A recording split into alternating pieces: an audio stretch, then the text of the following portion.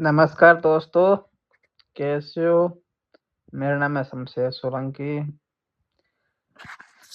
तो दोस्तों, जैसा कि आप पता ही होगा, आज 23 मार्च और 23 मार्च को क्या खास दिन है?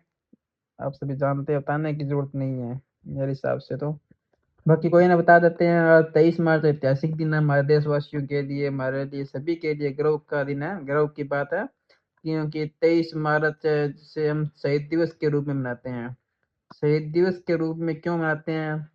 क्योंकि इसी दिन शहीद आजम भगत सिंह, सुखदेव और राजगुरु तीनों को एक साथ फांसी दे दी गई थी।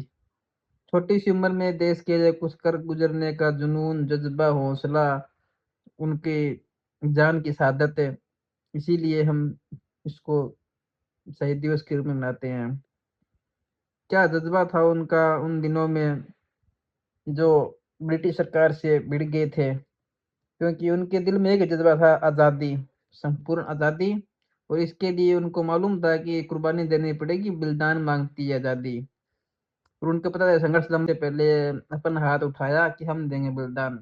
हम तैयार हैं किसी बलिदान के लिए, चाहे जान की देनी पड़े, चाहे माल की देनी पड़े, चाहे किसी की भी देनी पड़े। तो इसीलिए उन्होंने 23 मार्च को, आज ही के दिन, शहीद आजम भगत सिंह, सुखदेव और राजगुरु तीनों को एक साथ ब्रिटिश सरकार ने फांसी दे दी गई थी।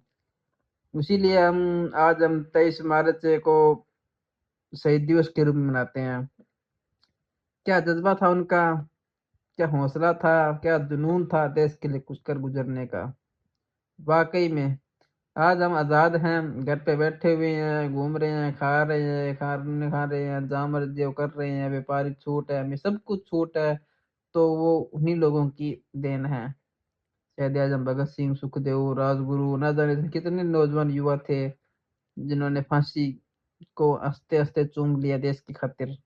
माना कि आज ही के दिन शहीद आजम भगत सिंह, सुखदेव, राजगुरु जी को फांसी दी गई थी, लेकिन उनके साथ बहुत सारे ऐसे योद्धा थे, बहुत सारे क्रांतिकारी थे जिन्होंने फांसी को चूमा था देश की आज़ादी के लिए।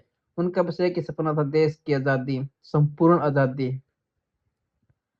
तो दोस्तों, उन दिनों में पता ही है, ब्रिटिश सरकार किस तरीके से यातनाएं देती थी क्रांतिकारी साथियों को, जो देश के लिए लड़ते थे, देश की आज़ादी के लिए लड़ते थे, क्रांतिकारी साथी थे। उनको बहुत की, जो हम आज के ज़माने में सोच भी नहीं सकते, उस तरह की उनको पीड़ाएँ देती थी, कष्ट देती थी, जेल में डालकर महीनों-महीनों दिन भूखे प्यासे रखती थी। इनको शॉर्ट सर्किट दिया जाता था इनको यार, क्या थे, इनको मेंटली टॉर्चर किया, फिज़िकली टॉर्चर किया इनको, बहुत तरीके से टॉर्चर करते थे। लेकिन फिर भी वो डरते नहीं थे। फिर भी बेड धरा के, निडर होकर के, प्रखर आवाज़ में इन्होंने, बुलंद आवाज़ में इन्होंने ब्रिटिश सरकार के खिलाफ आवाज़ उठाई थी। और उसी की बदौलत आज हम पूर्ण आज़ाद हैं। लेकिन आज़ाद हो गए हम, लेकिन भगत सिंह, सुखदेव, राजगुरु ने जिस मकसद के लिए अपनी जान दी थी, क्या हम वो याद योजनाएँ हमारे देश में अभी लागू हैं? क्या उन्होंने सोचा था देश में आज फिर भी धर्म जाति के मुद्दों पर इस तरीके से लड़ाइयाँ होगी, जिसमें एक दूसरा हिंदुस्तानी ही एक हिंदुस्तानी दूसरे हिंदुस्तानी को ऊँचा दिखाने की कोशिश करेगा, एक हिंदुस्तानी दूसरे हिंदुस्तान की जान का दुश्मन बन जाएगा। हम आज़ाद हैं, लेकिन फिर भी यार थोड़ा बहुत सोचने की विचार है। आप सभी सोचो इस देश पे, ये देश के लिए, हमारी, ये देश हमारा है, सभी का देश है, ये हमसे ही देश है, देश से हम हैं। क्योंकि साथियों, जो 20-20, 22-22 साल की उम्र में देश के लिए शहीद हो गए थे, उनके बलिदान का आज हम क्या कर रहे हैं, पता ही है आप सभी को।